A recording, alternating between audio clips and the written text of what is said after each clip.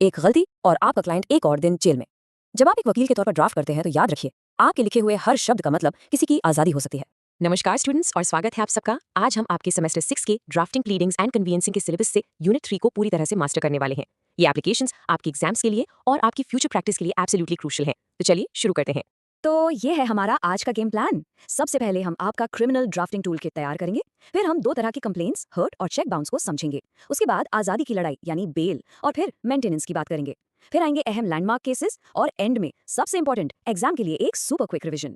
तो सबसे पहले एक बात समझ लीजिए, हम यहाँ सिर्फ सेक्शंस नहीं रट रहे हैं, हम एक प्रैक्टिकल टूल किट बना रहे हैं। सोचिए, ये आपके वो कानूनी हथियार हैं जिनकी जरूरत आपको कोर्ट में अपने क्लाइंट के लिए लड़ने में पड़ेगी। चलिए इन टूल्स को आम जिंदगी की प्रॉब्लम से जोड़कर देखते हैं, बिल्कुल सिंपल तरीके से। सोचो, अगर किसी ने आपको मारा, आपका हथियार क्या होगा? Complaint under section 323 of BNS। अगर किसी का दिया हुआ चेक बाउंस हो गया तो आप यूज करेंगे सेक्शन 138 ऑफ NI एक्ट। गिरफ्तारी का ड्रेस सता रहा है, आपके पास है एंटिसिपेटरी बेल।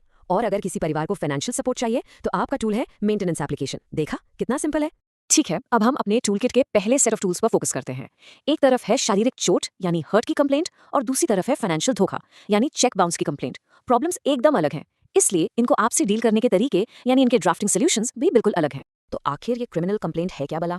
बिल्कुल आसान भाषा में ये मैजिस्ट्रेट से एक ऑफिशियल रिक्वेस्ट है कि सर, एक जुर्म हुआ है और जिसने किया है उसके खिलाफ प्लीज एक्शन लीजिए। Basically it's the official starting gun for a criminal case. यही से इंसाफ की लड़ाई शुरू होती है।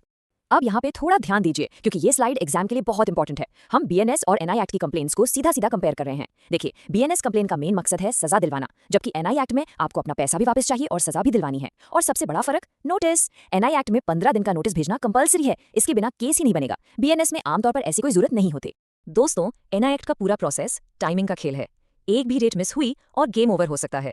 देखिए, जिस दिन चेक बाउंस हुआ वहां से घड़ी शुरू, उसके 30 दिन के अंदर आपको नोटिस भेजना ही होगा। No excuses. जब सामने वाले को नोटिस मिल गया, उसके पास पेमेंट के लिए 15 दिन का टाइम है। अगर इन 15 दिनों में भी पैसा नहीं आया, बस तभी आप कोर्ट का दरवाजा खटखटा सकते हैं। Deadlines are everything here. एक बात गांठ बांध लीजिए, आपका NI एक्ट का नोटिस एकदम परफेक्ट होना चाहिए। एक छोटी सी गलती भी आपका पूरा केस डुबा सकती है। तो ये 4 गोल्डन रूल्स हमेशा याद रखें। पहला, 30 दिन के अंदर भेजना है। दूसरा, सिर्फ और सिर्फ चेक का अमाउंट मांगना है, कोई एक्स्ट्रा पेनल्टी या इंटरेस्ट नहीं। तीसरा, पेमेंट के लिए पूरे 15 दिन का समय देना है। और चौथा, साफ साफ धमकी देनी है कि अगर पैसा नहीं मिला तो कोर्ट में मिलेंगे। चलिए अब बात करते हैं उस टॉपिक की जिसके लिए हर वकील जीतता है, बेल यानी आज़ादी की लड़ाई। हमारे कानून का सबसे खूबसूरत सिद्धांत है, जब तक दोषी साबित ना हो हर कोई बेगुनाह है। और बेल इसी सिद्धांत को जिंदा रखता है। सलाखों के पीछे या जमानत पर बाहर, आपकी ड्राफ्टिंग, आपके लिखे हुए शब्द इसी एक अहम सवाल का जवाब देंगे। एक वकील के लिए अपने क्लाइंट की आज़ादी से बढ़कर कुछ नहीं होता और बेल एप्लीकेशन इसका सबसे पावरफुल टूल है। ओके, अब BNSS में बेल के अलग अलग टाइप्स को समझते हैं। सेक्शन 478 है रेगुलर बेल के लिए, यानी जब आपका क्लाइंट ऑलरेडी पुलिस कस्टडी में है। सेक्शन 482 है एंटिसिपेटरी बेल, जिसे अग्रिम जमानत भी कहते हैं। ये तब फाइल होती है जब आपको डर हो कि आपको अरेस्ट किया जा सकता है। और सेक्शन 480 नॉन बेलेबल ऑफेंसेस के बारे में है, जहां बेल आपका अधिकार नहीं बल्कि कोर्ट की मर्जी, उनका डिस्क्रिशन होता है। सही एप्लीकेशन चुनना ही आपकी पहली जीत है। यह है आपकी बेल जीतने की मास्टर चेकलिस्ट। आपको जज को यह विश्वास दिलाना होगा कि आरोपी देश छोड़कर भागेगा नहीं, यानी नो फ्लाइट रिस्क। वो बाहर आकर गवाहों को धमकाएगा नहीं या सबूत मिटाएगा नहीं, यानी नो टैम्परिंग। वो इन्वेस्टिगेशन में पूरा कॉपरेशन करेगा। इसके अलावा बीमारी या अगर आरोपी कोई महिला या बुजुर्ग है, ये स्पेशल ग्राउंड्स भी बहुत काम आते हैं। और इन सब का बाप, bail is a rule and jail is an exception का प्रिंसिपल। अब हम ड्राफ्टिंग के एक अलग पर बहुत इंपॉर्टेंट पहलू पर चलते हैं, मेंटेनेंस यानी भरण पोषण। BNSS का सेक्शन 144 परिवार को फाइनेंशियल सेफ्टी देने के बारे में है। ये कानून का वो चेहरा है जो सोशल जस्टिस यानी सामाजिक न्याय की बात करता है। आखिर यह मेंटेनेंस है क्या? इसे समझने का सबसे आसान तरीका है अलाउंस की एनालॉजी। सोचो, ये एक कानूनी तौर पर लागू किया गया अलाउंस है जो एक व्यक्ति को अपनी पत्नी, बच्चों या माता पिता को देना पड़ता है जो अपना खर्चा खुद नहीं उठा सकते। क्यों? ताकि उनकी रोटी, कपड़ा और मकान जैसी बुनियादी जरूरतें पूरी हो सके। एक बात हमेशा याद रखना, सिर्फ कानून की किताब पढ़ना काफी नहीं है। एक टॉप क्लास वकील वो है जो ये जानता है कि सुप्रीम कोर्ट ने उस कानून को कैसे समझा है। लैंडमार्क केसेस आपके आर्ग्यूमेंट्स को वो वजन देते हैं जिसे कोई काट नहीं सकता। चलिए इस पावरफुल कोट से शुरुआत करते हैं। Bail is the rule, jail is the exception. ये लाइन तो आप अपने दिमाग में प्रिंट कर लीजिए। ये Satyendra Kumar Antil versus CBI case से निकला गोल्डन रूल है, जिसे आपको हर बेल एप्लीकेशन में लिखना ही लिखना है। तो इस केस के पीछे की कहानी क्या थी? प्रॉब्लम ये थी कि पुलिस छोटी छोटी बातों पर भी अरेस्ट कर रही थी, जिससे जेलें भर रही थीं। तो सुप्रीम कोर्ट ने इसका एक क्लियर सोल्यूशन दिया। उन्होंने साफ कहा कि अरेस्ट सिर्फ तभी करो जब इन्वेस्टिगेशन के लिए बेहद जरूरी हो, अदरवाइज बेल ही डिफॉल्ट ऑप्शन होना चाहिए। इस केस का जिक्र आपकी बेल एप्लीकेशन को 10 गुना ज्यादा पावरफुल बना देगा। अगला बड़ा सवाल मेंटेनेंस से जुड़ा था। कितना मेंटेनेंस फेयर है? 10,000? 1 लाख? ये एक ऐसी चुनौती थी जिससे जजेस और वकील सालों से परेशान थे। इसका जवाब मिला हमें राजनेश वर्सेस नेहा के लैंडमार्क केस में।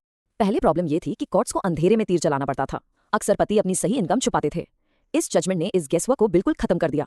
सुप्रीम कोर्ट ने यह मैंडेटरी यानी अनिवार्य कर दिया कि दोनों पार्टीज को अपनी सारी संपत्ति और जिम्मेदारियों का एक शपथ पत्र यानी affidavit of assets and liabilities file करना ही होगा। इसके बाद सब कुछ शीशे की तरह साफ हो गया। चलिए अब आते हैं सबसे इंपॉर्टेंट सेक्शन पर, एग्जाम गोल्ड। ये वो की पॉइंट्स हैं, वो सोने के सिक्के हैं जो आपको पेपर में बाकियों से आगे ले जाएंगे और अच्छे मार्क्स स्कोर करने में मदद करेंगे। पे क्लोज अटेंशन।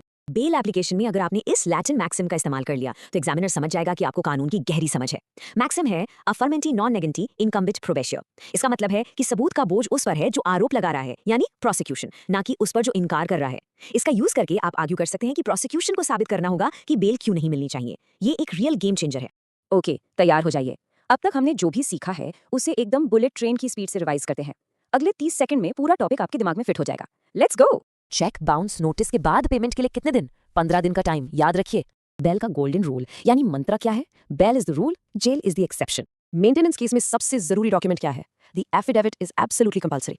चलिए अब एक क्विक फायर Q&A राउंड। पहला सवाल, सेक्शन 138 NI एक्ट में नोटिस भेजने की टाइम लिमिट क्या है?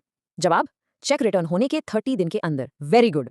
अगला सवाल, अगर अरेस्ट होने का डर है तो कौन सी एप्लीकेशन फाइल की जाती है? जवाब, बिल्कुल सही, anticipatory bail application section 482 BNSS के अंडर।